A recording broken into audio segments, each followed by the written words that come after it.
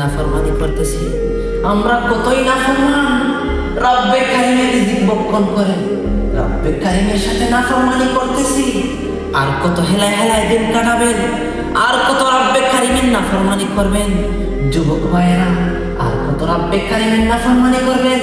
যুবককালের ইবাদত রব্বে কারিমের দরবারে সবচেয়ে পছন্দনীয়, যৌবনকালের ইবাদত রব্বে কারিম সবচেয়ে পছন্দ করেন। যৌবনকালের ইবাদত রব্বে কারিমের দরবারে সবচেয়ে পছন্দনীয়।